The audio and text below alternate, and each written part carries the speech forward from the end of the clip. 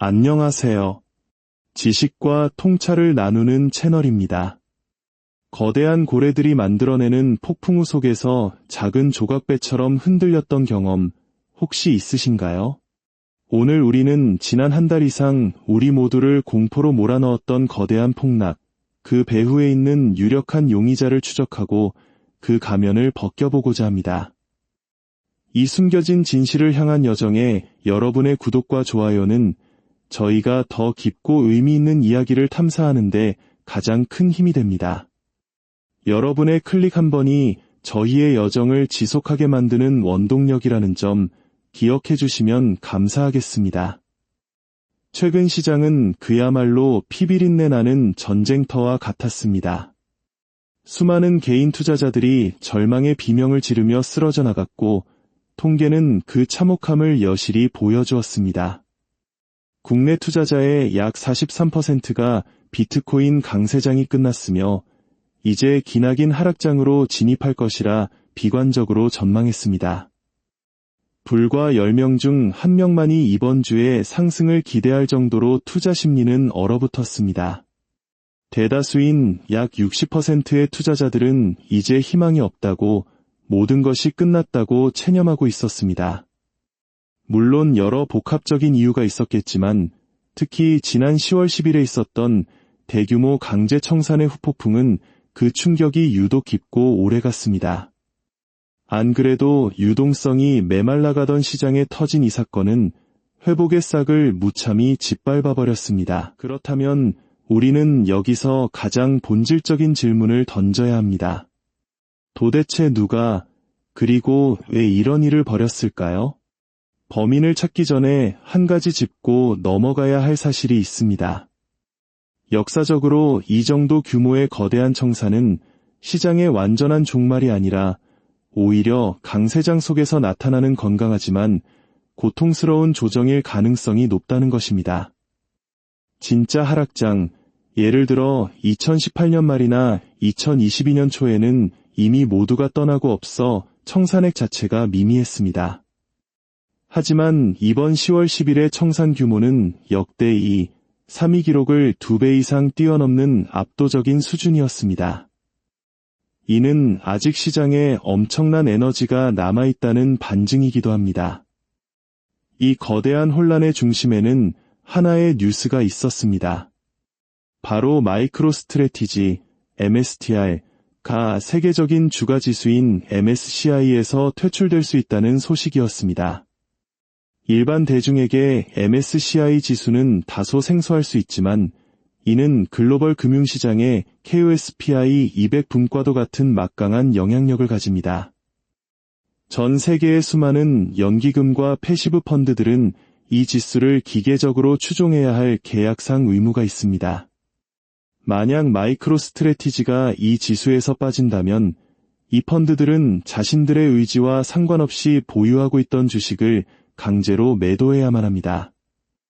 이 소식 하나만으로 최대 28억 달러, 우리 돈으로 약 4조 원에 달하는 자동 매도 물량이 쏟아져 나올 수 있다는 공포가 시장을 뒤덮었습니다. 이 치명적인 소문은 과연 어디에서 시작되었을까요? 놀랍게도 이 공포 시나리오를 가장 친절하고 가장 상세하며 가장 구체적인 숫자로 분석하여 전 세계에 퍼뜨린 곳은 단 한 곳이었습니다. 바로 JP 모건이었습니다. 그들은 여기서 멈추지 않았습니다. 만약 MSCI뿐만 아니라 나스닥과 러셀 지수에서도 연쇄적으로 퇴출된다면 최대 88억 달러, 심지어 모든 지수에서 퇴출되는 최악의 시나리오에서는 116억 달러가 넘는 매도 폭탄이 터질 것이라는 상상만으로도 끔찍한 보고서를 연이어 발표했습니다. 다른 기관들은 JP모건이 분석을 그저 인용하거나 보완 설명하는 수준에 그쳤습니다. 사건 현장에 남겨진 모든 발자국은 명백히 단 한 명의 범인 JP모건을 가리키고 있었습니다. 그렇다면 미국의 최대 은행이자 금융계의 거인인 JP모건은 왜 이런 일을 벌였을까요? 그 동기는 의외로 단순하고 인간적입니다. 바로 지각과 질투입니다. 비트코인이라는 새로운 자산 클래스가 등장했을 때 JP모건은 다른 기관들은 물론이고 심지어 우리 같은 개인 투자자들보다도 한참 늦게 그 가치를 알아보았습니다.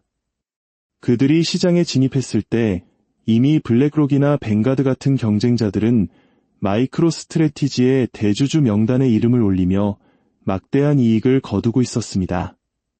JP모건이 이름은 그 명단에 없었죠. 한국식으로 표현하자면 그야말로 배가 아픈 상황이었을 겁니다.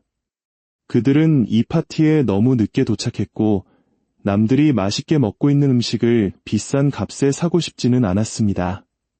강 세장이 올 것이라 예상하는 그들 입장에서 싼 값의 개인 투자자들의 물량을 빼앗아올 가장 효과적인 방법은 무엇일까요? 그것은 바로 시장의 신뢰 그 자체를 흔드는 것입니다. 마이크로 스트래티지가 비트코인을 판다는 소문만큼 효과적인 것은 없겠지만 대주주가 아닌 JP모건이 직접 그렇게 할 수는 없었습니다. 그래서 그들은 차선책을 연구하기 시작했습니다. 마이크로 스트래티지를 탈탈 털어 분석하던 중 그들의 눈에 MSCI 지수라는 완벽한 먹잇감이 들어온 것입니다. 투자자 보호와 지수의 무결성이라는 아주 그럴듯한 명분을 내세워 마이크로 스트래티지가 위험할 수 있다는 경고를 날렸고 때마침 시장의 유동성이 악화된 절묘한 타이밍에 이 공포 시나리오를 터뜨렸습니다. JP모건이 이중성은 여기서 그치지 않습니다.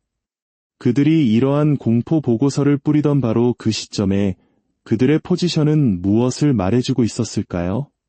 공개된 자료에 따르면 JP모건은 마이크로 스트래티지의 상승에 베팅하는 콜 옵션보다 하락에 베팅하는 풀 옵션을 무려 100배 이상 더 많이 보유하고 있었습니다. 그들은 자신들이 보유한 자산의 절반 이상을 하락에 베팅하며 스스로 만들어낸 공포가 현실이 되기를 기다리고 있었던 것입니다. 이것이 바로 결정적인 증거, 스모킹건입니다. 더욱 놀라운 것은 그들의 또 다른 얼굴입니다. 겉으로는 암호화폐를 비난하고 시장의 공포를 조장하면서도 뒤로는 그 누구보다 열심히 다가올 강세장을 준비하고 있었습니다. 이미 연내에 비트코인과 이더리움을 대출 담보로 허용하겠다고 발표했고 이는 가격 상승에 대한 확신 없이는 불가능한 결정입니다. 또한 비트코인은 금에 비해 저평가되었으며 목표가는 17만 달러라는 장밋빛 전망을 내놓기도 했습니다. 심지어 JP모건이 수장인 제이미 다이먼, 우리가 종필이 형이라 부르는 그는 암호화폐는 진짜 기술이다 라고 말하며 토큰화 플랫폼 개발에 막대한 투자를 하고 있습니다. 그들은 한 손으로는 시장을 무너뜨리고 다른 한 손으로는 폐허 속에서 값싼 자산을 쓸어 담고 있었던 것입니다. 결론적으로 우리가 겪었던 이 끔찍한 공포와 폭락은 자연스러운 시장의 흐름이 아니라 JP모건과 같은 거대 자본이 자신들의 이익을 위해 치밀하게 설계한 인위적인 공포였습니다.